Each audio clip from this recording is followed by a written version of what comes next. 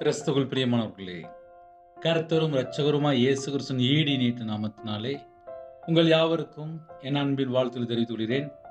தேவன் அருளிய அப்பம் பிரேயர் மினிஸ்டர் மூலியமாக உங்களோடு சந்திப்பதில் மிகுந்த மகிழ்ச்சி அடைகிறேன். தினம்தோறும் அதிகாலை வேளையிலே பரிசுத்த வேதாந்தத்திலிருந்து ஒரு பகுதியை நாம் தியானித்து நம்முடைய குடும்ப பாதுகாப்பிற்காக நாம் ஜெபித்து வருகிறோம்.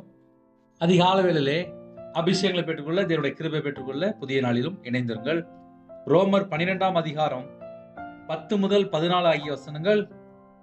சகோதர சிநேகத்திலே ஒருவர் மேல் ஒருவர் பட்சமாயிருங்கள், கனம் பண்ணுகிறதிலே ஒருவருக்கொருவர் முந்திக் கொள்ளுங்கள், அசதியாயிராமல் ஜாக்கிரதையாயிருங்கள், ஆவியிலே அனலாயிருங்கள், கர்த்தருக்கு ஊழியம் செய்யுங்கள், நம்பிக்கையிலே சந்தோஷமாயிருங்கள், உபத்திரத்திலே பொறுமையாயிருங்கள், ஜெபத்திலே உறுதியாய் தரித்திருங்கள், பரிசுத்தவான்களுடைய குறைவில் அவர்களுக்கு உதவி செய்யுங்கள், அந்நியரை உபசரிக்க நாடுங்கள், உங்களை துன்பப்படுத்துகிறவர்களை ஆசீர்வதியுங்கள், ஆசீர்வதிக்கிறதே அன்றி சபியாதிருங்கள். கர்த்தருடைய பிள்ளைகள் எப்படி வாழ வேண்டும்? சகோதர சிநேகத்திலே ஒருவர் மேல் ஒருவர் பட்சமாயிருங்கள், விருப்பமாயிருங்கள். சிநேகத்திலே ஒருவர் மேல் ஒருவர் பட்சமாயிருங்கள், விருப்பமாயிருங்கள். கர்த்தருடைய பிள்ளைகள் எந்த இடத்துல சிநேகமா இருக்கணும்? அது ஒரு கேள்வி. ஏன்னா சில குடும்பத்திலே வசனத்தினுடைய ஆழம் தெரியாமல் சில நேரத்திலே சிநேகம், ஃப்ரெண்ட்ஷிப் அப்படின்னு சொல்லிட்டு கர்த்தரை அறியாத பிள்ளைகளோட, மற்ற ஜனங்களோட, புறஜாதிகளோடு அந்த இடத்துல போய் சிநேகமாக, ஃப்ரெண்டாக பல காரியங்களை சிக்கிக்கொள்ளும்போது அதில் ஒரு உபத்திரம் வந்துடும். 2 கொரிந்தியர் 6ஆம் அதிகாரம் 14 முதல் 18 ஆகிய வசனங்களிலே அந்நிய நுகம் என்று எழுதப்பட்டிருக்கு. அவிசுவாசி விசுவாசி, அநீதி நீதி, இருள் ஒளி, கிறிஸ்துவுக்குள் பேலியால், இப்படி ஒரு 5 பாயிண்ட் இருக்கு. தேவனுடைய ஆலயம், விக்கிரகம். அதுல என்ன ஒரு முக்கியமான பாயிண்ட் அப்படின்னா, அந்நிய நுகத்திலே அவிசுவாசிகளுடன் பிணைக்கப்படாதிருப்பீர்களாக. கர்த்தருடைய பிள்ளைகள் எந்த இடத்துல போய் ஐக்கியமா இருக்கணும் என்பது ரொம்ப முக்கியம். ஏன்னா அந்நிய நுகத்துல போய் அவிசுவாசிகளுடன் பிணைக்கப்படாதிருப்பீர்களாக அப்படின்னு சொல்லி 2 கொரிந்தியர் 6ஆம் அதிகாரம் 14 முதல் 18 ஆகிய வசனங்களில் எழுதப்பட்டிருக்கு. நீதிக்கும் அநீதிக்கும் சம்பந்தம் ஏது? கர்த்தருடைய பிள்ளைகள், அபிஷேகம் பண்ணப்பட்ட பிள்ளைகள் நீதியா நடக்கும். நீதிக்கும் அநீதிக்கும் சம்பந்தம் ஏது? அப்ப அந்நிய நுகம், அவிசுவாசி அப்படின்னா என்ன அர்த்தம் அப்படின்னா, நீதியை பின்பற்றுகிற பிள்ளைகள் அநீதியான ஜனங்களோடு சம்பந்தம் கலந்து கொள்ளக்கூடாது. அது முதல் பாயிண்ட். வெளிச்சத்தின் பிள்ளைகள் இருளோட போய் ஐக்கியமா இருக்கக்கூடாது. கிறிஸ்துவுக்குள் இருக்கிற பிள்ளைகள் கர்த்தரை அறியாத ஜனங்களோடு இசைவோடு இருக்கக்கூடாது. அடுத்தாப்புல அவிசுவாசியுடனே விசுவாசிக்கு பங்கு ஏது? நம்ம ஆபிரகாமுடைய சந்ததிக்குள்ள இருக்கிறோம். விசுவாசத்தின் தகப்பன் என்று எழுதப்பட்டிருக்கு. நம்ம குடும்பம் ஆசீர்வாதமா இருக்கணும் அப்படின்னா, நம்முடைய ஐக்கியம் பரிசுத்தவானோடு இருக்கணும், நீதிமானோடு இருக்கணும். இயேசுவை ஏற்றுக்கொண்ட அந்த குடும்பத்தோடு நம்மளுடைய ஐக்கியம் இருக்கணும். அவிசுவாசியுடன் விசுவாசிக்கு பங்கு ஏது அப்படின்னு சொல்லி ஒரு கேள்வி கேட்கிறாரு. நம்ம தேவனுடைய ஆலயத்துக்கு போறோம், விக்கிரகங்களுக்கு சம்பந்தம் ஏது? எனக்கு தெரிந்த ஒரு வாலிப மகள் காலேஜ் படிக்கிற அந்த வாழ்க்கையிலே ஃப்ரெண்டு வீட்டுக்கு அடிக்கடி போயிட்டு இருந்தா. அதுக்கப்புறம் விக்கிரகத்துல போய் திருமணம் முடிஞ்சிட்டு. என்னன்னு சொல்லி கேட்கும்போது, அவங்களுடைய காரியங்களே கொஞ்சம், நான் அந்த பக்கம் போனேன், அப்படியே பழகிட்டேன்பாங்கல்ல, அப்படி சொல்லி முடிச்சிட்டேன். தேவனுடைய ஆலயத்துக்கும் விக்கிரகங்களுக்கும் சம்பந்தம் ஏது? அவ கர்த்தரை அறிந்து கொண்ட பிள்ளைகள், பிறந்ததிலிருந்தே சர்ச்சுக்கு போற பிள்ளைகள், ஞானாசனம் எடுத்த பிள்ளைகள், நற்கன் எடுக்கிற பிள்ளைகள், எந்த இடத்துக்கு போகணும், எந்த இடத்துக்கு போகக்கூடாது, அது கர்த்தருடைய பிள்ளைகள் அறிந்திருக்கணும். அந்நிய நுகம் என்று எழுதப்பட்டிருக்கு. இன்னைக்குள்ள செய்தியில சகோதர சிநேகத்திலே ஒருவர் மேல் ஒருவர் பட்சமாயிருங்கள். அப்படிப்பட்ட குடும்பமா இருக்கிறோமா? கனம் பண்ணுகிறதிலே ஒருவருக்கொருவர் முந்திக் கொள்ளுங்கள். கனம் பண்ணணுமா? அசதியா இராமல் ஜாக்கிரதையா இருங்கள். எல்லா காரியத்திலுமே ஜாக்கிரதையா இருக்கணும் கர்த்தருடைய பிள்ளைகள்.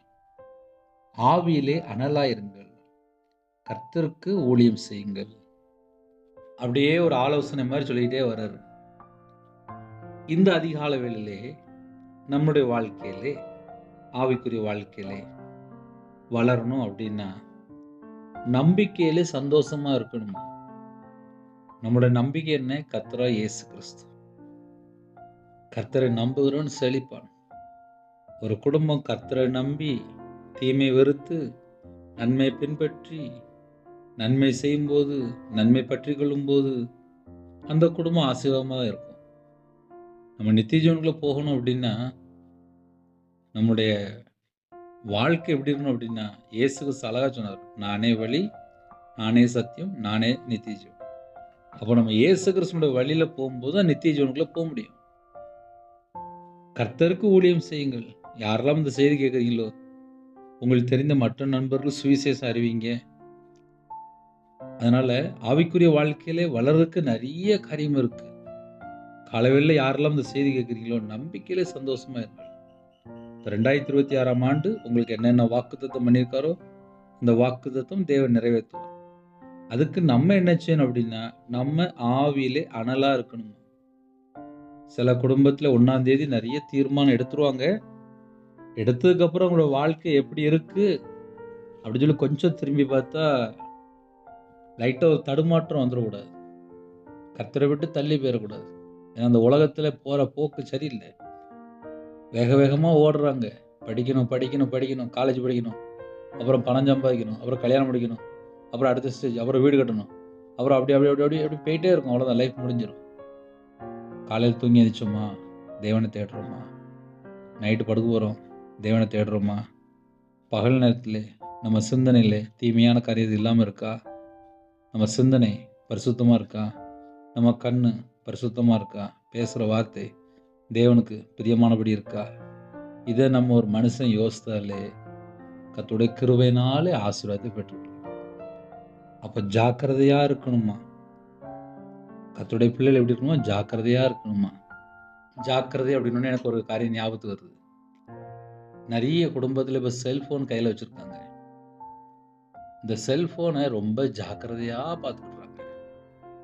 கீழே விழுந்துடக்கூடாது, உடஞ்சி போயிடும். சார்ஜ் குறைஞ்சிட்டு அப்படின்னா சார்ஜ் உடனே போடணும். அதுக்காக சார்ஜரை எங்கெல்லாம் வெளியில் போகிறாங்களோ கொண்டே போகிறாங்க, ஒரு பேக்கில் வச்சுக்கிடுறாங்க. ட்ரெயினில் போகிறாங்க அப்படின்னா சார்ஜரை முதல்ல எடுத்து வைக்கிறாங்க. ஏன் அப்படின்னு சொல்லி கேட்டால், சார்ஜ் போயிட்டுனா செல்ஃபோன் வேலை பார்க்காதுல்ல. ரொம்ப பொறுப்பாக இருக்காங்க. வெளியூர் போகிறாங்க அப்படின்னா சார்ஜரு, செல்ஃபோனு கரெக்டாக எடுத்து வச்சுக்கிடுறாங்க. ஒரு சின்ன கேள்வி கேட்குறேனே, கையில் பைபிள் எடுத்து வச்சுருக்கீங்களா அப்படின்னு சொல்லி கேட்டால், இல்லை பிரதர் அப்படிம்பாங்க. நாங்கள் ஒரு நாளில் வந்துடுவோம்ல, 2 நாளில் வந்துடுவோம்ல, அதனால் பைபிள்லாம் எடுத்து வைக்கல அப்படிம்பாங்க. ஆனால் ஒரு செல்ஃபோன், சார்ஜரு அதெல்லாம் கரெக்டாக எடுத்து வச்சுருவாங்க. ட்ரெஸ் எல்லாம் கரெக்டாக எடுத்து வச்சுருவாங்க. ஆனால் பைபிளை மட்டும் எடுத்து வைக்க மாட்டாங்க. அப்போ அவங்க யாரை மறந்து வெளியில் போகிறாங்க அப்படின்னா, கர்த்தரை மறந்து தான் வெளியில் போகிறாங்க. பிரச்சனை எங்கே ஆரம்பிக்குன்னு சொல்லி தெரியணுங்களா? அசதியா இராமல் ஜாக்கிரதையா இருங்கள். ஜாக்கிரதையா இருக்கணுமா? கையில் பைபிள் கொண்டு போகணும். அதனால் ஆவிக்குரிய பிள்ளைகள் யாரெல்லாம் இணைந்திருக்கிறீங்களோ, ஸ்கூல் படிக்கலாம், காலேஜ் படிக்கலாம், ஒரு சின்ன பைபிள் பேக்கில் வச்சுக்கோங்க. நீங்கள் எந்த இடத்துல உட்காந்துருக்கிறீங்களோ ஒரு வசனம் வாசித்து சின்ன ஜெபம் பண்ணிவிட்டு அதுக்கப்புறம் படிங்க. கர்த்தர் குடும்பத்தை ஆசீர்வதிப்பார். வேலைக்கு போகிறீங்களா, பேக் வச்சுருக்கீங்களா, அதுலேயும் ஒரு சின்ன பைபிள் வச்சுக்கோங்க. உங்களோட வாழ்க்கை ஆசீர்வாதமாக இருக்கும். 2014, 2015, 2016 அந்த நேரத்தில் கையில் பைபிள் எப்போதும் வச்சுருப்பேன். ஏன்னா வியாபாரத்தில் கஷ்டப்பட்ட காலங்கள், கடன் இல்லை, நிந்தைகள், அவமானங்கள். கையில் பைபிள் மட்டும் எடுத்து வாசிக்கிட்டே இருப்பேன். கண்ணீர் வடித்து வாசிப்பேன். வேறு ஒன்றுமே தெரியாது. எனக்கு தெரிஞ்சதெல்லாம் அப்போ பைபிள் மட்டும்தான் எடுத்து வாசிப்பேன். எழுத்து கூட்டி வாசிப்பேன். கஷ்டப்பட்டு பல மணி நேரம் உட்காந்து வாசிப்பேன். அந்த ரவிராஜ் தான் இன்னைக்கு உயிரோடு இருக்கேன். அப்போ என்ன அர்த்தம் அப்படின்னா, அசதியாயிராமல் ஜாக்கிரதையாயிருங்கள். கர்த்தருக்காக ஊழியம் செய்யுங்க, தப்பு இல்லை. பரலோகத்தில் போகும்போது ஆத்மாவோடு போகணும். நான் வியாபாரத்தில் இருக்கும்போது, கடையில் வியாபாரம் பார்த்துட்டு இருக்கும்போது நஷ்டப்பட்டுட்டு பல பிரச்சனையில் வாழ்ந்துட்டு இருக்கும்போது கையில் பைபிள் எடுத்து வாசிக்கும்போது அதில் ஏதாவது ஒரு வசனம் என் கூட தொடப்பட்டிருக்கும். வரக்கூடிய கஸ்டமருக்கு அப்பவுமே வசனத்தை வச்சு பேசிகிட்டு இருப்பேன். அப்பவுமே சில முக்கியமான பாயிண்ட் பேசிகிட்டு இருப்பேன். அதில் ஒரு குடும்பத்தில் இந்த வசனம் உங்களுக்கு சொல்கிறாரு அப்படின்னு சொன்னதுக்கப்புறம், நான் வாலிப வயசில் இந்த வசனத்தோடு என்ன பேசினார்னே, நான் அது கீழ்ப்படியில். ஆனால் கல்யாணம் முடிஞ்சதுக்கப்புறம் நான் ரொம்ப கஷ்டப்பட்டுட்டேன். என்னுடைய 100 பவுன் நகை போயிட்டு நான் இப்போ ரொம்ப சாதாரண நிலைமையில் இருக்கேன். ஆனால் வாலிப வயசுல என்கிட்ட பேசியிருந்த அந்த வசனத்தை நான் கீழ்ப்படியில் அப்படின்னாங்க. நான் வியாபாரத்தில் இருக்கும்போது வசனத்தை வாசிக்கும்போது வரக்கூடிய கஸ்டமர் இந்த மாதிரி வசனம் பேசிகிட்டு இருப்பேன். வசனத்தின் மேலே ஒரு வாஞ்சை, ஒரு தாகம். ஆவியிலே அனலாக இருங்கள். ஆவியில் அனலாக இருக்கும்போது தான் கர்த்தர் நம்மளை எடுத்து பயன்படுத்துவார். கர்த்தருக்கு ஊழியம் செய்யுங்கள். அசதியாக இருக்காதீங்க, ஜாக்கிரதையாக இருங்க அப்படிங்கிறார். எல்லாமே ஆலோசனை தான். நம்பிக்கையிலே சந்தோஷமாக இருங்க அப்படிங்கிறார். உபத்திரம் வருதா, பொறுமையாக இருங்க அப்படிங்கிறார். நான் 2014 2015லலாம் ஒரு 50-55 லட்ச ரூபா கடனில் வாழ்ந்துட்டு இருந்த ஒரு ஆள். அதுக்கப்புறம் வீடு விற்று, நகை விற்று, வியாபாரத்தை விட்டு நடுரோட்டுக்கு வந்துட்டேன். ஆனால் உபத்திரத்திலே பொறுமையாக இருந்தேன். எனக்கு ஒரு குடும்பத்தில் மாந்திரியம் பண்ணிகிட்டே இருந்தாங்க. நான் செத்து போன்னு சொல்லி என்கிட்ட ஒரு 13 லட்சம் கிட்ட வாங்கியிருந்தாங்க.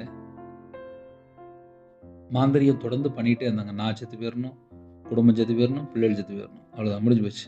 குடும்பமாக நாங்கள் தற்கொலை பண்ணி செத்து போயிடணும். அவங்க தொடர்ந்து மாந்திரியம், பில்லி சுனி ஏவல் பண்ணிக்கிட்டே இருக்கிறாங்க. விக்கிரத்தினுடைய ஒரு நபர் தான் மாந்திரியம் பண்ணிகிட்டே இருந்தார். நான் கையில் பைபிள் எடுத்து வாசித்தேன். நான் இன்னைக்கு முழு நேரம் ஊழியம் பண்ணிகிட்ருக்கேன். ஆனால் எனக்கு யார் மாந்திரியம் பண்ணினாங்களோ அவங்க 2020 அவ்வளோதான், முடிஞ்சு போச்சு, லைஃப் முடிஞ்சு போச்சு. அதுக்கப்புறம் பார்த்தா உயிர் இல்லை. எந்த வீட்டில் எனக்கு மாந்திரியம் பண்ணாங்களோ அதே வீட்டில் தூக்கு போட்டு செத்து போயிட்டேன். ஆனால் என் வாழ்க்கையில் உபத்திரம் வந்துச்சு, கண்ணீர் வந்துச்சு, வேதனை வந்துச்சு, கடன் வந்துச்சு, நடு ரோட்டில் நின்னேன். ஆனால் கையில் பைபிள் எடுத்து வாசித்துட்டே இருப்பேன். தேவனை தேட ஆரம்பித்தேன். மனம் திரும்ப ஆரம்பித்தேன். என் பாவத்தை மன்னிங்க, பாவியாக என் மேலே கிருபையாக இருங்க, தேவனை தேட ஆரம்பித்தேன். இதை ஏன் காலில் சொல்லித்தரேன் அப்படின்னா, ஒரு மனுஷனுடைய வாழ்க்கையில் உபத்திரம் வரும்போது எதனால் இந்த உபத்திரம் வந்துச்சு, நான் எங்கே கர்த்தரை விட்டு தள்ளி போயிருக்கேன், அதை நம்ம கொஞ்சம் யோசித்து கர்த்தர் பக்கம் மனம் திரும்பிடணும். ஏன்னா சில குடும்பத்திலே கர்த்தர் பக்கம் மனம் திரும்பாமல் துணிகரமாக இஷ்டம் போல் கர்த்தரை விட்டு தள்ளி போயிடுவாங்க. என் வாழ்க்கையில் ரொம்ப உபத்திரம் வந்துட்டு அப்படி சொல்லிட்டு கையில் பைபிள் எடுத்து வாசிக்க மாட்டாங்க, தேவனை தேட மாட்டாங்க, ஜெபிக்க மாட்டாங்க. இப்படி சில குடும்பங்கள் இருக்குது.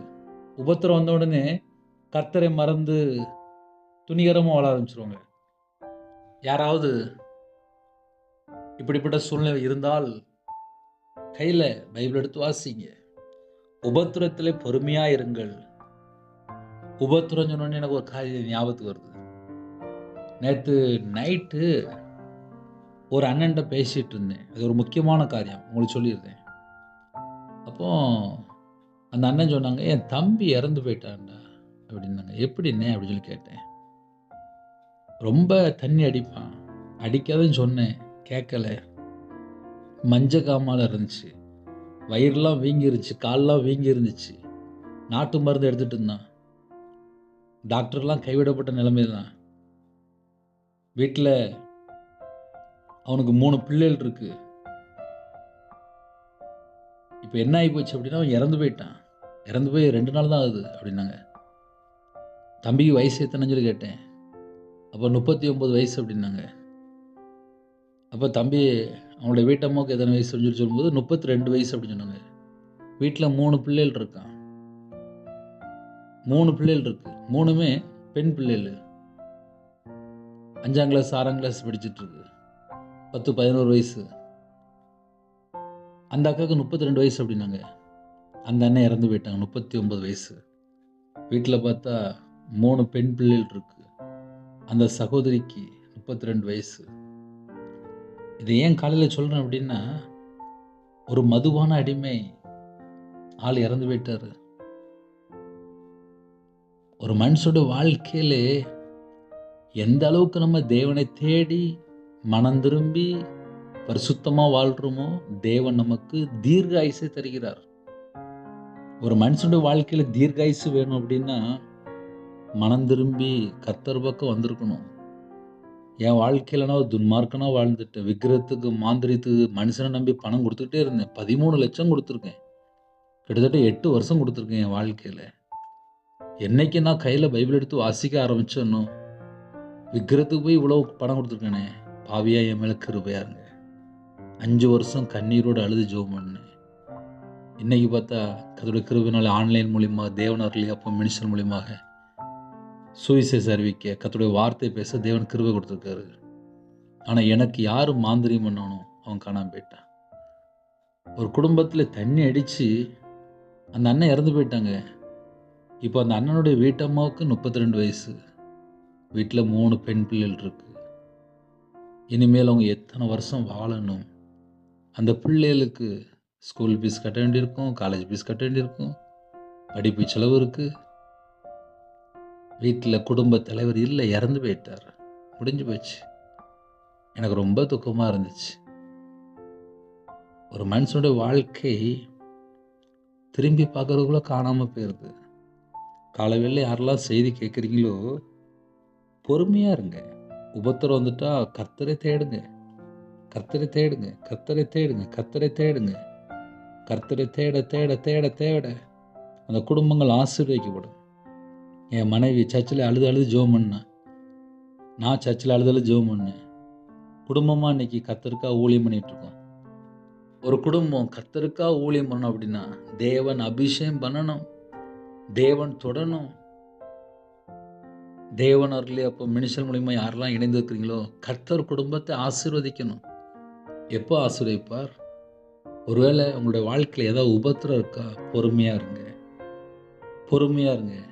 ஆவியில் அனலாக இருங்க. நல்ல பைபிள் வாசி ஜெபம் பண்ணுங்க, நல்ல அந்நிய பாஷையில் ஜெபம் பண்ணுங்க, பல மணி நேரம் ஜெபம் பண்ணுங்க. தேவன் கண்டிப்பாக உயர்த்துவார். ஜெபத்திலே உறுதியாய் தரித்திருங்கள், உறுதியாய் தரித்திருங்கள். வீட்டில் எவ்வளோ காரியம்னாலும் இருக்கலாம், ஜெபத்திலே உறுதியாய் தரித்திருங்கள். பரிசுத்தவனுடைய குறைவில் அவர்களுக்கு உதவி செய்யுங்கள். கர்த்தரும் குடும்பத்தை ஆசீர்வதித்தால் பரிசுத்தவனுடைய குறைவில் அவர்களுக்கு உதவி செய்யுங்கள். யாருக்கு உதவி செய்யணுமா? அவர்களுக்கு உதவி செய்யுங்கள். அந்நியரை உபசரிக்க நாடுங்கள். அதனால காலைவேளை யாரெல்லாம் இணைந்திருக்கிறீங்களோ, சில குடும்பத்திலே நம்மளை கஷ்டப்படுத்துகிற நிறைய காரியங்கள் உண்டு. உங்களை துன்பப்படுத்துகிறவர்களை ஆசீர்வதிங்கள். நம்மளை யாராவது வேதனைப்படுத்திகிட்டே இருக்கிறாங்களா, அவங்கள ஆசீர்வதிங்க.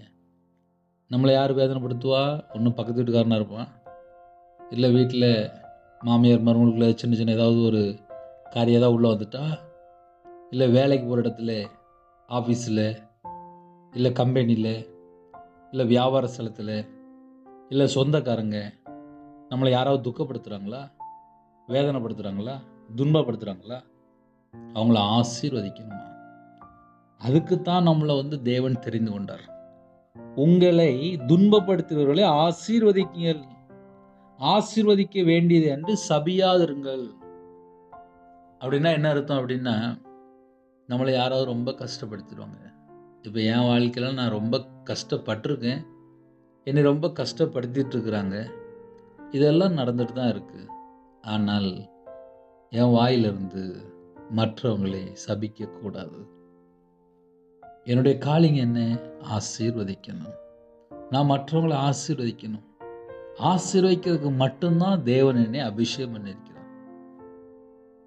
தேவனுடைய சாயல உருவாக்கப்பட்டிருக்கோம். இந்த பூமியில இருக்க எல்லா ஜனங்களும் தேவனுடைய சாயல உருவாக்கப்பட்டிருக்காங்க. துதித்தலும் சபித்தலும் ஒரே நாவிலிருந்து புறப்படலாகாதே. உங்களை யாராவது துன்பப்படுத்துறாங்களா? அவர்களை ஆசீர்வதிங்கள். ஆசீர்வதிக்கிறேன் என்று சபியாதிருங்கள். சபிக்கிறது நம்ம வேலை கிடையாது. சபிக்க கூடாது. ஒருவேளை அவங்களுக்கு பாத்திரமா இல்லைன்னா அது நமக்கு ரிட்டர்ன் ஆயிரும். அவங்கள ஆசீர்வதிக்கணும். நம்மளை யாராவது கஷ்டப்படுத்தினால் அவங்கள ஆசீர்வதிக்கணும். ஹல்லேலூயா. இன்னைக்குள்ள செய்தி என்ன அப்படின்னா, முக்கியமான வேர்டு நம்முடைய ஆவிக்குரிய வாழ்க்கையில சிந்தனைக்கு கடைசி வசனம் எடுத்துக்கோங்க. துன்பப்படுத்துறவங்கள ஆசீர்வதிங்க. ஏன்னா சிலருடைய வாழ்க்கையில நிறைய துன்பங்கள் இருக்கும், வெளியே தெரியாது. குடும்பத்துக்குள்ளேயே இருக்கும், கூடயே இருப்பாங்க, துன்பப்படுத்திட்டு இருப்பாங்க. அவங்கள ஆசீர்வதிங்க, சபிச்சிடாதீங்க. நம்மளை யாரெல்லாம் கஷ்டப்படுத்துகிறாங்களோ அவங்கள சபிச்சிடாதீங்க, ஆசீர்வதிங்க. நம்ம குடும்பம் ஆசீர்வாதமாக இருக்கும். ஹல்லேலூயா. ஒரு சின்ன ஜெபம் பண்ணி முடிப்போமா? இருக்கிற இடத்துல கண்களை மூடி நாம் ஜெபம் செய்வோம். அன்பின் கர்த்தாவே, உம்மை நன்றியோடு துதிக்கிறோம்ப்பா. அதிகால வேளைகளில் எழுப்பிட்ட கிருபைக்கு ஸ்தோத்திரம். இணைந்திருக்கிற குடும்பத்தை உம்முடைய ஜீவனுக்குள் அர்ப்பணிக்கிறோம். இந்த நாளிலும் பிதா, குமாரன், பரிசுத்த நாமத்தினாலே முத்திரை போடுங்கப்பா. உம்முடைய இரத்த கொட்டைகளை வேலடைங்கப்பா. உங்கள் கிருபையினால் நிரப்புங்க. உம்முடைய பிரசன்னத்தினால் மூடுங்க ராஜா. உம்முடைய வல்லமையினால் நிரப்புங்கப்பா. ஜெப அபிஷேகம் தாங்கப்பா. தியானிக்கிற அபிஷேகம் தாங்கப்பா. சத்துருக்கள் மேற்கொள்ள அபிஷேகத்தால் நிரப்புங்கப்பா. உணர்வுள்ள ஆவியை தாங்கப்பா. கல்லான இதயத்தை எடுத்து போட்டுருங்க. சதையான இதயத்தை தாங்க ராஜா. யாரெல்லாம் தாழ்த்துறவங்களோ கிருபையின் வரலாறு நிரப்புங்க. ஞான வரலாறு நிரப்புங்க. தீர்க்க தரிசன வரலாறு நிரப்பு ராஜா. எந்த நாட்டுக்குள்ளே இணைந்திருக்காங்களோ எல்லா குடும்பத்தையும் அக்னி அபிஷேகத்தில் நிரப்புங்கப்பா. யாரெல்லாம் அர்ப்பணிக்கிறாங்களோ அவங்களுடைய வாழ்க்கையில கர்த்தருக்கா ஊழியம் செய்யணும்ப்பா. அபிஷேகம் பண்ணுங்கப்பா. இந்த வருஷத்துல கர்த்தருக்கா ஊழியம் செய்யணும்ப்பா. கிருபை தாங்கப்பா. சுவிசேஷ அறிவிக்க அபிஷேகம் பண்ணுங்கப்பா. எல்லா குடும்பத்தையுமே கர்த்தர் ஆசீர்வதிங்கப்பா. ஆவியில அனலா இருக்க கர்த்தர் கிருபை செய்யுங்கப்பா. ஜெபத்தில் உறுதியாய் தரித்திருக்க கர்த்தர் கிருபை தாங்கப்பா. கிருபை தாங்கப்பா. யாரெல்லாம் எந்த குடும்பத்தில் புதுசாக இணைந்திருக்காங்களோ அப்பா உங்களோட ரத்தத்தினால கழுவி சுத்திகரித்து அப்பா அவங்களோட சந்ததியை ஆசீர்வதிங்கப்பா. எந்த குடும்பத்தில் தலைமுறை சாபம் தொடருதோ அந்த எல்லா சாபத்தையெல்லாம் சிலுவையில் சுமந்தவரே உண்மை அழைக்கிறோம் ராஜா. கல்வாரி அன்பினாலே அப்போ உங்க பிள்ளைகளை நிரப்புங்கப்பா. நிரப்புங்கப்பா. நிரப்புங்கப்பா. ஒவ்வொரு குடும்பத்தை கர்த்தர் தொடரணும்ப்பா. இந்த நாளிலும் அப்பா விசேஷமா உமக்கு பிரியமானபடி நாங்கள் வாழணும்ப்பா. இந்த நாளைக்கான கிருபைக்கு 1000 மடங்கு உமக்கு நன்றி செலுத்தினோம்ப்பா. நன்றியோடு சொல்கிறோம்ப்பா. எத்தனையோ குடும்பத்தில் புதுசாக இணைந்திருக்காங்கப்பா. அவங்க இதயத்துக்குள்ள என்ன பாரம் இருக்கோ அந்த பாரத்தை எல்லாம் நீக்கி கர்த்தர் சம்பூர்ணமாக ஆசீர்வதிங்க. கையின் கீழில் ஆசீர்வதிங்க. அவங்களுடைய தேவைகள் எல்லாவற்றையும் சந்திக்கிறாஜா. அவங்களோட சிரசு மேல் ஆசீர்வாதத்தை வைங்க. கர்த்தரை நம்புகிறோன்னு செழிப்பான். யாரெல்லாம் இணைந்திருக்காங்களோ உண்மையுள்ள மனுஷன் பரிபூர்ணமான ஆசீர்வாதத்தை பெறுவோம். ஒவ்வொரு குடும்பமும் ஆசீர்வாதத்தை பெற்றுக்கொள்ளணும்ப்பா. கர்த்தர் கிருபை செய்யுங்க. இதோ திறந்த வாசலில் வைத்திருக்கேன்னு சொன்னீங்கப்பா. ஒவ்வொரு குடும்பத்தையும் ஆசீர்வதிங்கப்பா. பலனிலை திறந்து பண்டக சாலை திறந்து ஆசீர்வதிங்கப்பா. கிறிஸ்துவுக்குள் ஆவிக்குரிய உன்னதமான சகல விதமான ஆசீர்வாதங்கள்னாலும் அப்பா நிரப்பி ஆசீர்வதிங்க. ஒவ்வொரு குடும்பத்தையும் கர்த்தர் பொறுப்படுத்துங்க. எத்தனையோ தேசத்துக்குள்ள இணைந்திருக்காங்க. அவங்க இருக்கிற இடத்துல சகல விதமான காரியத்திலையும் பாதுகாப்பு தாங்க. முன்னும் பின்னுமா தேவ தூதரை நிப்பாட்டுங்கப்பா. அப்பா வெளிநாட்டில் எந்த நாட்டுக்குள்ள இருக்கிறாங்களோ அவங்க இருக்கிற பகுதியிலே கர்த்தருக்கு பிரியமானபடி வாழ வேண்டும். கர்த்தர் கிருபை செய்யுங்க. கர்த்தர் கிருபை செய்யுங்க. கர்த்தர் கிருபை செய்யுங்க. இணைந்திருக்கிற ஒவ்வொரு குடும்பத்தையும் கர்த்தர் வேலையடைத்து மூடி மறைத்து பாதுகாத்துக்கொள்ளுங்க. ஒவ்வொரு குடும்பத்தையும் கர்த்தர் ஆசீர்வதிங்கப்பா. சில குடும்பத்தில் தங்களை தாழ்த்துறாங்கப்பா. அந்த குடும்பத்தை ஆசீர்வதிங்கப்பா. ஆசீர்வதிங்கப்பா. ஆசீர்வதிங்கப்பா. பிறந்த நாள், திருமண நாள் யாரெல்லாம் கொண்டாடுறாங்களோ அந்த குடும்பத்தை 100 மடங்கு ஆசீர்வதிங்கப்பா. இந்த வருஷத்துல அப்பா விசேஷமா பிள்ளைகளோட சகல காரியத்திலையும் கர்த்தர் கூட இந்த ஆசீர்வதிங்கப்பா. காலை வேளையில் ஜெபிக்கிற குடும்பம் ஆசீர்வதிக்கப்படணும்ப்பா. இந்த மாசத்தினுடைய தேவைகள் எல்லா தேவைகளெல்லாம் கர்த்தர் கூட சந்திங்க. காலை வேளையில் எந்தெந்த காரியத்துக்கு அவசர தேவைக்காக ஜெபிக்கிறாங்களோ கர்த்தர் கூட இருந்து அந்த பிரச்சனைகள் எல்லா உபத்திரத்தெல்லாம் மாற்றி ஆசீர்வதிங்க. கடன் உபத்திரத்தெல்லாம் மாற்றி தாங்க. செழிப்பாக வாழ கிருபை செய்யுங்க. இந்த வருஷத்துல பள்ளிக்கு பெருக அப்பா சந்ததி ஆசீர்வதிங்க ராஜா. கற்பத்தனிக்க யாரெல்லாம் ஜெபிக்கிறாங்களோ கர்த்தர் மனமிறங்கி ஆசீர்வதிங்க. எங்க சிந்தனை கிறிஸ்துவோட இணைப்படட்டும். எங்க உடம்போட ரத்தம் இயேசு கிறிஸ்துவின் ரத்தமா மாறட்டும். எங்களோட அவயங்கள் எல்லாம் கிறிஸ்துவின் அவயமா மாறட்டும். யாரெல்லாம் இணைந்திருக்கிறாங்களோ அவங்களுடைய மன விருப்பத்தை கர்த்தர் நிறைவேற்றித்தாங்க. கர்த்தர் நிறைவேற்றித்தாங்க. எல்லா குடும்பமும் இயேசு கிறிஸ்துவின் ரத்தத்தினால இயேசு கிறிஸ்து நாமத்தினால் வேலி அடைக்கப்படட்டும்ப்பா.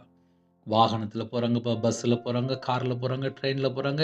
கர்த்தருடைய கரம் பிள்ளைகளோட கொடுக்கட்டும்ப்பா. முன்னும் பின்னுமா தேவதை நிப்பாட்டி பாதுகாத்து கொள்ளுங்க. விவசாயத்துக்கு போகிறாங்க, பெட்ரோல் பங்க் வேலை பார்க்குறாங்க, வாட்ச்மேன் ஜெபிக்கிறாங்க, செக்யூரிட்டி ஜெபிக்கிறாங்க, போலீஸ் ஆஃபீஸர் ஜெபிக்கிறாங்க, காலைவெளியில் வியாபாரத்துக்கு போகிறாங்க, கம்பெனி போகிறாங்க, சிறுதொழில் பார்க்குறாங்க. இன்னுமாக எத்தனையோ குடும்பத்தில் அப்பா போலீஸ் ஆஃபீஸர் ஜெபிக்கிறாங்க, ஆர்மியில் ஜெபிக்கிறாங்க, டாக்டர் ஜெபிக்கிறாங்க, நர்ஸ் ஜெபிக்கிறாங்க, டீச்சர் ஜெபிக்கிறாங்க, வக்கீல் ஜெபிக்கிறாங்க, தேசத்தில் உள்ள தலைவர் ஜெபிக்கிறாங்கப்பா. காலவெளியில் அப்பா சாஃப்ட்வேர் லைனில் இருக்காங்க, அவங்க ஜெபிக்கிறாங்க. எல்லாரையுமே உங்களுடைய கரத்தில் அர்ப்பணிப்பா. அப்பா தமிழர்களோட சேமை அப்பா உங்களுடைய கரத்தில் அர்ப்பணிப்பா.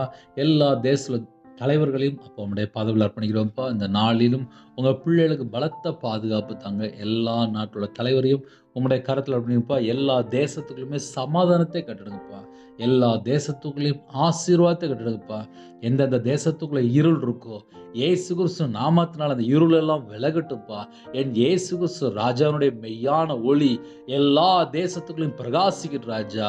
அப்பா விசேஷமா எந்த நாட்டுக்குள்ளே ஜெபிக்கணுங்களோ அந்த இடத்துல அப்பா விசேஷமா கர்த்தரோட அக்கினி இறங்கி வரட்டும்ப்பா. உங்க பிள்ளைகளை தொடரட்டும்ப்பா. அந்த இடத்துக்குள்ளே அப்பா கர்த்தர் இறங்கி வரணும்ப்பா. ஒவ்வொரு பிள்ளைகளையும் கர்த்தர் தொட்டு அப்பா விசேஷமா அபிஷேகம் பண்ணி ஆசீர்வதிக்கணும்ப்பா. யாரெல்லாம் வரங்களுக்கா ஜெபிக்கிறாங்களோ கனிகளுக்கா ஜெபிக்கிறாங்களோ கர்த்தர் நிரப்புங்கப்பா. நிரப்பி ஆசீர்வதிங்கப்பா. என் நாமத்து நிமித்தம் எதை கேட்டாலும் என்று சொன்னீங்க. இயேசு கிறிஸ்து நாமத்தினாலே கேட்கிறோம்ப்பா. கேளுங்கள் அப்பொழுது உங்களுக்கு கொடுக்கப்படும் என்று சொல்லுங்க ராஜா. யாரெல்லாம் தட்டுறாங்களோ அப்பா இப்பொழுது திறக்கப்படட்டும்ப்பா. ஒவ்வொரு குடும்பத்தையும் கர்த்தர் ஆசீர்வதிங்க. பலன்களை திறந்து பண்டசாலை திறந்து அப்பா நிரப்பப்பட்ட பாத்திரமா மாறு ராஜா. பரிபூர்ணமா ஆசீர்வதிங்க. உங்க கரத்தில் அர்ப்பணிப்பா. எந்தெந்த குடும்பத்தில் இணைந்திருக்காங்களோ எல்லா குடும்பமும் இயேசு கிறிஸ்து ரத்தத்தினாலே இயேசு கிறிஸ்து நாமத்தினால் ஆசீர்வதிக்கப்படும் ராஜா. சிறுபிள்ளை முதல் கொண்டு முதியோர் வரை எல்லா குடும்பமும் ஆசீர்வதிக்கப்படும் ராஜா. குடும்ப தலைவரை ஆசீர்வதிங்க, குடும்ப தலைவி ஆசீர்வதிங்க, முதியோரை ஆசீர்வதிங்க, தீர்காயுசாங்கப்பா. சிறுபிள்ளை முதல் கொண்டு முதியோர் வரை எல்லாரையும் வேலை அடைங்கப்பா. எந்தெந்த குடும்பத்தில் விதவையா இருக்காங்களோ, திக்கற்ற பிள்ளையா இருக்காங்களோ, ஏழை எளிய ஜனமா இருக்காங்களோ, சில குடும்பத்திலே அப்பா பலவிதமான கஷ்டத்திலே இருக்கிறாங்களோ, அந்த பிரச்சனை எல்லா உபத்திரத்தெல்லாம் மாற்றித்தாங்க. அவங்களோட தேவைகள் எல்லாம் கர்த்தர் சந்திக்கணும்ப்பா, கர்த்தர் சந்திக்கணும்ப்பா, கர்த்தர் சந்திக்கணும்ப்பா. இந்த நாளிலும் வேலைக்காக ஜெபிக்கிறாங்க, டிரான்ஸ்ஃபருக்காக ஜெபிக்கிறாங்க, கவர்மெண்ட் வேலைக்காக ஜெபிக்கிறாங்க, எக்ஸாம் எழுதியிருக்காங்க, வெளிநாட்டு போகிறக்காக ஜெபிக்கிறாங்க, உயர் பதவிக்காக ஜெபிக்கிறாங்க. சில குடும்பத்தில் சொந்த வீடு கட்டுறதுக்காக, சொந்த இடம் வாங்குறதுக்காக, சொந்தமாக சர்ச்சு கட்ட, சில குடும்பத்தில் அப்பா வாகனம் வாங்க, எத்தனையோ காரியத்தில் ஜெபிக்கிறாங்கப்பா. கர்த்தர் உங்கள் பிள்ளையோட மன விருப்பத்தை நிறைவேற்றி அப்பா விசேஷமாக யாரெல்லாம் ஜெபிக்கிறாங்களோ எல்லாருடைய மன விருப்பத்தை நிறைவேற்றி ஆசிரிங்க.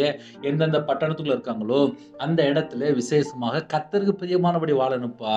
எந்த ஒரு பாவத்திலே போய் சிக்கிக்கொள்ளக்கூடாது. சில குடும்பத்திலே வாலிப பிள்ளைகள் இணைந்திருக்காங்கப்பா. வாலிப பிள்ளைகள் விசேஷமா கர்த்தருக்கு ஏற்றபடி நடக்கணும்ப்பா. வாலிப வயசுல உன் சிருஷ்டிக்கிற நினை என்று வேதம் சொல்கிறது. கர்த்தர் பிரியமானபடி வாழ கர்த்தர் கிருபை செய்யுங்க. திருமணத்துக்கு யாரெல்லாம் ஆயத்தமா இருக்காங்களோ பண ஆசை இல்லாத குடும்பமாக, பொருளாசை இல்லாத குடும்பமாக அப்பா விசேஷமா ரட்சிக்கப்பட்ட குடும்பமா தாங்க ராஜா. சில குடும்பத்திலே திருமணம் முடிந்ததுக்கு அப்புறம் கர்த்தரை விட்டு தள்ளி போயிட்டாங்க, கோர்ட்டு கேஸ் சொல்லி போயிட்டுருக்காங்கப்பா. அந்த குடும்பத்தை கர்த்தர் சந்திங்க. அந்த குடும்பங்கள் மறுபடியும் இணைந்து வாழ கர்த்தர் கிருபை செய்யுங்க. விக்கிர வழிபாடுல இருக்காங்க, மாந்திரிகம், பில்லி சுமி, ஏவல்ல கட்டப்பட்ட நிலைமையில இருக்காங்க. சில குடும்பத்தில் சர்ப்பத்தினால பாதிக்கப்பட்டிருக்காங்க. சில குடும்பத்தில் ஜென்ம சுபாவம், பழைய மாம்சத்துடைய கிரியைகள், சில குடும்பத்தில் அப்பா சிகரெட் பழக்கம், போயிலே, கஞ்சா பழக்கம், மதுபான அடிமை, எத்தனையோ பாவத்தில் வாழ்ந்துட்டு இருக்காங்கப்பா. அப்படிப்பட்ட ஜனங்களை கர்த்தர் மீட்டெடுங்க. யாரெல்லாம் இன்னும் ஞானஸ்தானம் எடுக்காமல் இருக்கிறாங்களோ அப்போ ஆலயத்துல போய் இருக்கிற பகுதியிலே ஞானஸ்தானம் எடுத்து ஆலயத்துக்குள்ள நாட்டப்படணும். குடும்பமாக ஆலயத்துக்கு புறப்பட்டு போகணும். ஆலயத்தினுடைய நன்மைகளை பெற்றுக்கொள்ள கர்த்தர் கிருபை செய்யுங்க. இந்த மாசம் விசேஷமா இணைந்திருக்கிற குடும்பங்கள் தேவனுடைய கரத்துக்குள்ள இருக்கணும்ப்பா. தேவனுடைய ஆசீர்வாதங்களை பெற்றுக்கொள்ளணும்ப்பா. விசேஷமா உங்க பிள்ளைகளை கர்த்தர் தொடுங்க. அவங்களுடைய வம்சத்தை தொடுங்க, அவங்களோட சந்ததியை தொடுங்க. இணைந்திருக்கிற குடும்பங்கள் இயேசு கிறிஸ்துவின் இரத்தத்தினாலே, இயேசு கிறிஸ்து நாமத்தினாலே பரிபூர்ணமா ஆசீர்வதிக்கப்படட்டும். என் நாமத்து நிமித்தம் எதை கேட்டாலும் என்று சொன்னீங்க. இயேசு கிறிஸ்து நாமத்தினால் ஆசீர்வதிக்கப்படும் ராஜா. இணைந்திருக்கிற குடும்பங்கள், வம்சங்கள் கர்த்தர் ஆசீர்வதித்து விடுங்கப்பா. உங்க கரத்துல பண்ணிடும். அப்பிரயோஜனமான ஊழியக்காரப்பா, தேவன் அருளி அப்பா பிரேயர் மினிஸ்டர் ஆசீர்வதித்தாங்கப்பா. இருக்கிற இடத்துல இடம் வாங்க, புதுசா இடம் வாங்க அப்பா. இடம் வாங்க கர்த்தர் கிருபை செய்யுங்க. இடம் வாங்க கர்த்தர் கிருபை செய்யுங்க. எல்லா விதமான வாசல் திறந்தாங்க ராஜா. காலவேளையில சரீரத்துல பலவீனத்தோடு படுத்த படுக்கையில, ஹாஸ்பிட்டல்ல, அவசர சிகிச்சையில எந்த நாட்டுக்குள்ள இருக்கிறாங்களோ அந்த ஜனங்களை கர்த்தர் கண்ணோக்கி பார்க்கணும்ப்பா. அப்பா கண்ணில் ஆப்ரேஷன் பண்ணிக்கன்னு சொன்னாங்கப்பா. சில குடும்பத்துல ஹார்ட்ல ஆப்ரேஷன் பண்ணிக்காங்கப்பா. சில குடும்பத்துல சுகர் அதிகமா இருக்கு, பிரஷர் அதிகமா இருக்கு. சில குடும்பத்துல தைராய்டு இருக்குப்பா. சில குடும்பத்துல கிட்னி பிரச்சனை, ஸ்ட்ரோக்ல பாதிக்கப்பட்டிருக்காங்க. சில குடும்பத்துல அப்பா ஆப்ரேஷன் தியேட்டர்ல இருக்காங்க. சில குடும்பத்துல ஐசியூல இருக்காங்க. அப்பா பிரஷர் செக் பண்ணல அப்பா அதிகமா இருக்கு. சில குடும்பத்துல அப்பா பிளட் செக்அப் பண்ணிக்காங்கப்பா. பலவிதமான வியாதியில படுத்த படுக்கையில, எந்த குடும்பத்துல ஹாஸ்பிட்டல் அவசர சிகிச்சையில கேன்சர்ல பாதிக்கப்பட்டிருக்காங்க. சில குடும்பத்துல அப்பா அடுத்தடுத்த ஸ்டேஜ் போயிட்டு இருக்குப்பா. சரீரத்துல பல இடத்துல பலவீனம். எல்லா குடும்பத்தையுமே உங்களுடைய ஜீவனுக்குள்ள அர்ப்பணிக்கிறோம்ப்பா. எந்த குடும்பத்துல ஜெபிக்கிறோம் அந்த குடும்பத்தை கர்த்தர் தொட்டு சுகமாக்குங்க. கர்த்தர் தொட்டு சுகமாக்குங்க. எங்களுடைய பாவம், எங்களுடைய அக்கிரமம் எல்லாவற்றையும் மன்னித்து அப்பா ஒவ்வொரு குடும்பத்தையும் தொட்டு சுகமாக்குங்கப்பா. தொட்டு சுகமாக்கி தாங்கப்பா. தொட்டு சுகமாக்கி தாங்கப்பா. தொட்டு சுகமாக்கி தாங்கப்பா. பரிபூரணமான சுகம் வேணும். பரிபூரணமான சுகம் வேணும். இயேசு கிறிஸ்து ரத்தத்தினால, இயேசு கிறிஸ்து நாமத்தினால பரிபூரணமான சுகம் வேணும்ப்பா. ஒவ்வொரு குடும்பத்தையும் தொடுங்க. எல்லா குடும்பத்தையும் தொட்டு சுகமாக்கி தாங்கப்பா. இந்த நாளுக்கான கிருபைக்கு 1000 மடங்கு உமக்கு நன்றி செலுத்திடும்ப்பா. யாரெல்லாம் அப்பா வெளியில போறோம் முன்ன பின்னுமா தேவதூர் நிப்பாட்டுங்கப்பா. எல்லா குடும்பத்துக்கும் சகலவிதமான பாதுகாப்பு தாங்கப்பா. தேசத்துல சிறு பிள்ளைகள் முதல் கொண்டு முதியோர் வரை எல்லாருக்கும் இயேசு கிறிஸ்து ரத்த கோட்டைகளே வேலடைத்து மூடி மறைத்து பாதுகாத்துக்கொள்ளுங்க. இந்த நாளிலும் கர்த்தருக்கு பிரியமானபடி நாங்க வாழணும்ப்பா. மிஷினரிக்காக அப்பாவுடைய பாதபடியிலே விசேஷமா வருகிறோம்ப்பா. எங்க தேசத்துல பரிசுத்தவான்களை தந்த கிருபைக்கா ஸ்தோத்திரம்ப்பா. அப்பா தமிழ்நாட்டில் எழுப்புதலுக்காக அப்பா எங்க தேசத்துல பரிசுத்தவான்களை தந்த கிருபைக்கா ஸ்தோத்திரம் ஸ்தோத்திரம் ஸ்தோத்திரம்ப்பா. அப்பா போதிக்கிறவர்களை அப்பா உம்முடைய பாதபடியில் அர்ப்பணிக்கிறோம். மேய்ப்பனை உம்முடைய பாதபடியில் அர்ப்பணிக்கிறோம்ப்பா. பரிசுத்தவான்களை அப்பா உம்முடைய பாதபடியில் அர்ப்பணிக்கிறோம்ப்பா. எல்லாருக்கும் விசேஷமாக தீர்காயுசு தாங்கப்பா. மிஷினரி மாதிரி அப்பா உம்முடைய கரத்தில் அர்ப்பணிக்கிறோம். யாரெல்லாம் அப்பா ஃபீல்டு ஒர்க்கில் போகிறாங்களோ எல்லாருக்கும் கர்த்தருடைய கரம் கூட இருக்கட்டும்ப்பா. விசேஷமாக கர்த்தருக்காக அப்பா உண்மையாக வேலை செய்கிற சந்ததி எழுப்புங்கப்பா. கடைசி காலத்தில் போலி அற்புதம், போலி தீர்க்க தரிசனம், கள்ள ஊழியர்கள், கள்ள பிரசங்கம் இப்படிப்பட்ட ஜனங்களுக்குள்ளே அப்பா உண்மையா ஊழியம் செய்கிற ஜனங்களை எழுப்புங்கப்பா. எழுப்புங்கப்பா, எழுப்புங்கப்பா. கர்த்தருக்கா எழும்பி பிரகாசிக்கிற ஜனங்களை எழுப்புங்கப்பா. உண்மையான ஜனங்களை எழுப்புங்கப்பா. கர்த்தர் பொறுப்படுத்துங்கப்பா. பிரயோஜனமான ஊழியக்காரன்ப்பா. இந்த நாளில் இணைந்துகிற குடும்பங்கள் இயேசு கிறிஸ்து நாமத்தினால் ஆசீர்வதிக்கட்டும். கர்த்தர் பொறுப்படுத்துங்க. துதி கன மகிமை எல்லாம் ஒருவருக்கே செலுத்திடும். இயேசு கிறிஸ்து பிதாவே ஆமென். தேவனுக்கே மகிமை உண்டதாக. கர்த்தர் தாமே உங்களையும் உங்கள் குடும்பத்தின் சகல காத்திலும் சம்பூர்ண அதிருப்தியாக கர்த்தர் கூட ஆசீர்வதிப்பாராக. ஆமென். கர்த்தராகிய இயேசுவின் கிருபையும் பிதாவாகிய அன்பும் பரிசுத்தனுடைய ஐக்கியமும் இப்பொழுதும் எப்பொழுது சதா காலங்களிலும் நம்மளோடு கொடுப்பதாக. ஆமென். கிறிஸ்துவில் பிரியமானவர்களே 9363064181 என்ற நம்பர் உண்டால் நாங்கள் உங்களுக்காக குடும்பத்துக்கு ஜெபிப்போம். எங்களுடைய ஊழியக்காக ஜெபித்துள்ளுங்கள். கர்த்தர் உங்களையும் உங்கள் குடும்பத்தின் சகல காரியத்திலும் சம்பூர்ண அதிருப்தியாக கர்த்தர் கூட ஆசீர்வதிப்பாராக. ஆமென். God bless you.